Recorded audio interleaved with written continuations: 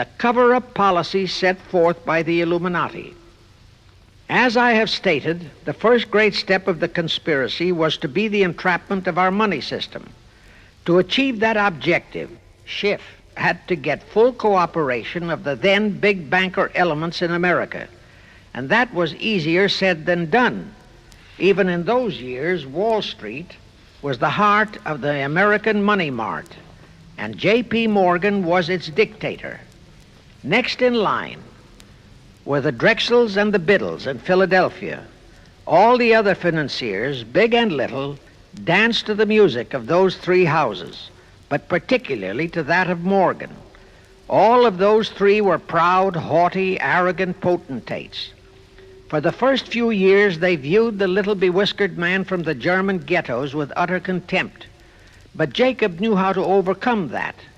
He threw a few Rothschild bones to them, said bones being distribution in America of desirable European stock and bond issues. Then he discovered he had a still more potent weapon in his hands in the following. It was in the decades following our Civil War that our industries began to burgeon. We had great railroads to build. The oil, mining, steel, textile industries were bursting out of their swaddling clothes. All that called for vast financing.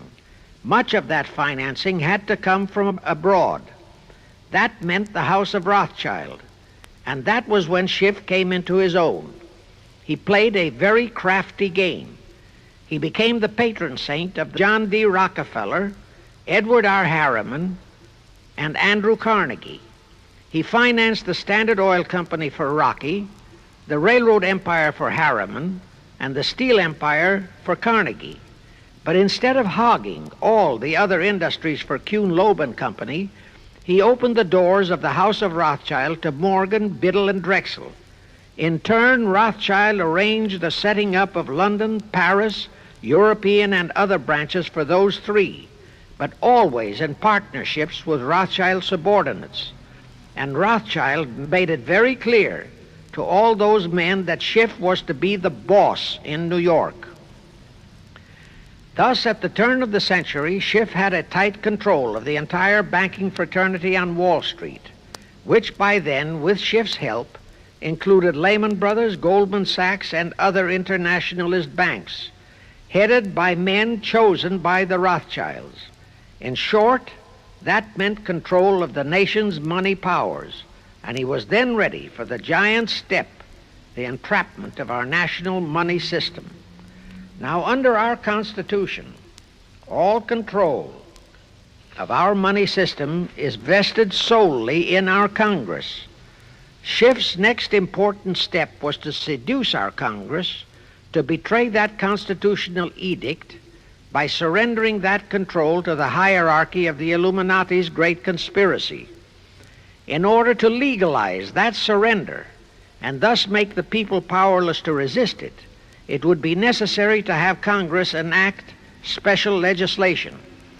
To accomplish that, Schiff would have to infiltrate stooges into both houses of Congress, stooges powerful enough to railroad Congress into passing such legislation. Equally, or even more important, he would have to plant a stooge in the White House, a president without integrity and without scruples, who would sign that legislation into law. To accomplish that, he had to get control of either the Republican or the Democratic Party. The Democratic Party was the more vulnerable. It was the hungrier of the two parties. Except for Grover Cleveland, the Democrats had been unable to land one of their men in the White House since before the Civil War. There were two reasons for that. Number one, poverty of the party. Number two, there were considerably more Republican-minded voters than Democrats. The poverty matter was not a great problem, but the voter problem was a different story. But as I previously said, Schiff was a smart cookie. Here is the atrocious and murderous method he employed to solve that voter problem.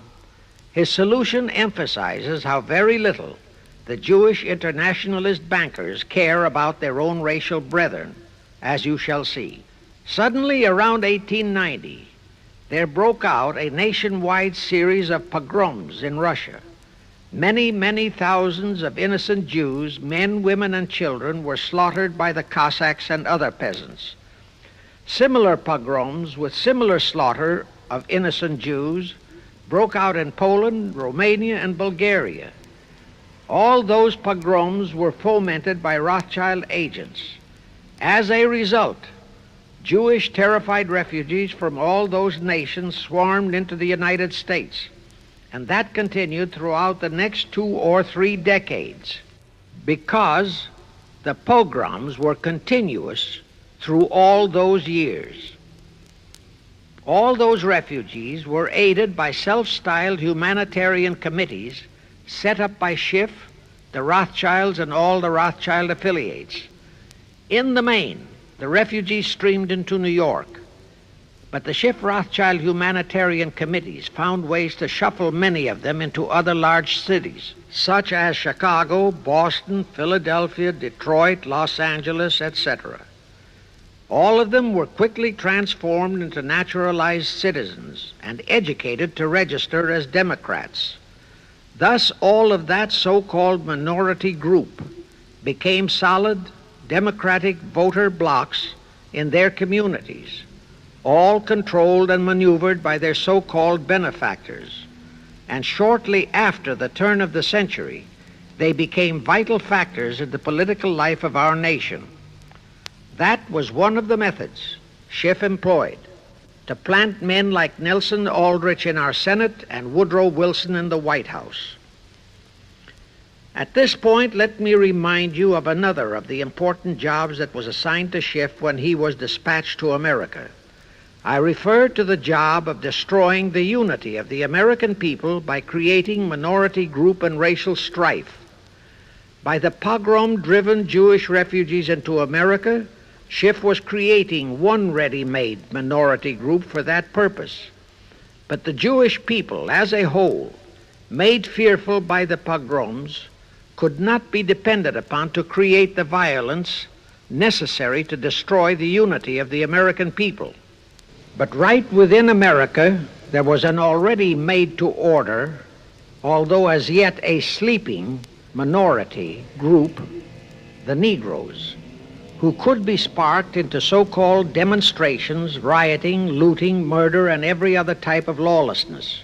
All that was necessary was to incite and arouse them. Together, those two minority groups, properly maneuvered, could be used to create exactly the kind of strife in America the Illuminati would need to accomplish their objective.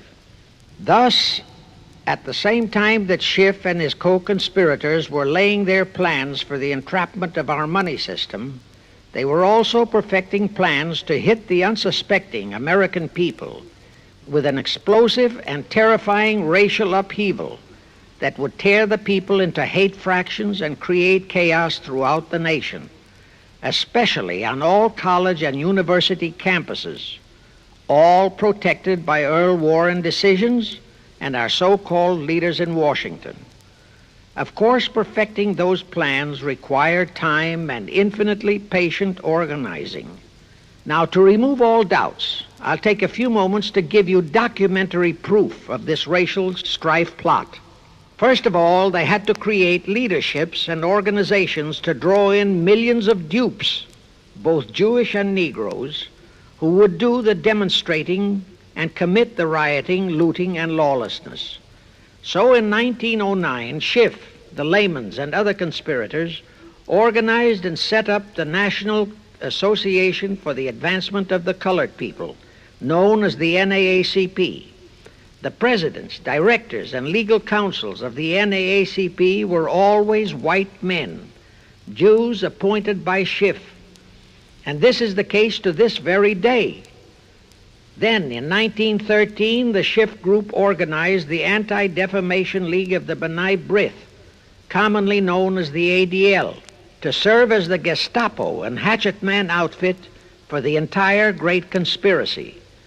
Today, this sinister ADL maintains over 2,000 agencies in all parts of the country, and they advise and completely control every action of the NAACP, CORE, of the Urban League, of all the other so-called Negro civil rights organizations throughout the nation, including such leaders as Martin Lucifer King, Stokely Carmichael, Bayard Rustin, and others of that ilk.